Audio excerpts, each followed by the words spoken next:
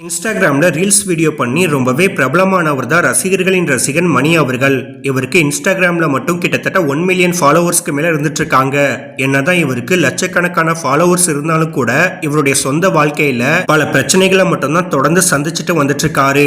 அதுலயும் குறிப்பா இவர் ரொம்பவே ஆசைப்பட்டு திருமணம் பண்ண கனி அவர்கள் கூட ரீசெண்டா ஏற்பட்ட கருத்து வேறுபாடு காரணமா அவங்கள விவாகரத்து பண்ண போறதாவும் சொல்லிட்டாரு. அதுக்கான ப்ராசஸ் தான் ஒரு பக்கம் போயிட்டு இருக்கும் போது ரீசெண்டா மணி அவர்கள் தனுஷா அப்படின்ற ஒரு பொண்ணு கூட அதிகமா ரீல்ஸ் வீடியோ பண்ணி போட்டுட்டு வந்தாரு. அதை பார்த்துட்டு பல ரசிகர்கள் இவங்கள தான் நீங்க புதுசா லவ் பண்றீங்களா, இவங்கள தான் நீங்க இரண்டாவது திருமணம் பண்ண போறீங்களா அப்படின்ற மாதிரி பல கேள்விகளை கேட்டிருந்தாங்க.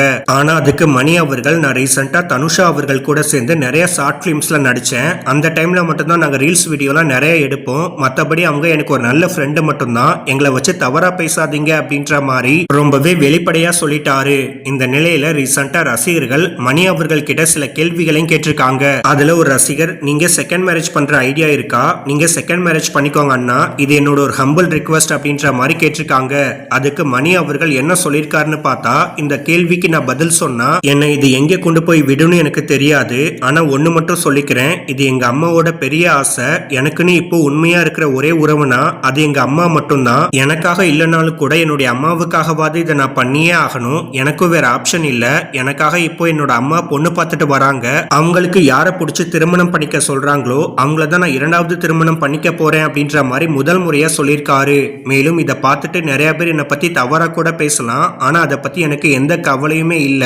என்னோட அம்மாவுக்காக மட்டும்தான் நான் இந்த இரண்டாவது திருமணத்தையே பண்ண போறேன் அப்படின்ற மாதிரி ரொம்பவே வெளிப்படையா சொல்லி முடிச்சிருக்காரு. மணி அவர்கள் இப்போ சொல்லியிருக்க இந்த ஒரு விஷயங்கள் தான் சமூக வலைதளங்கள் முழுக்க காட்டுத்தீயாவும் பரவிட்டு வந்துட்டு இருக்கு.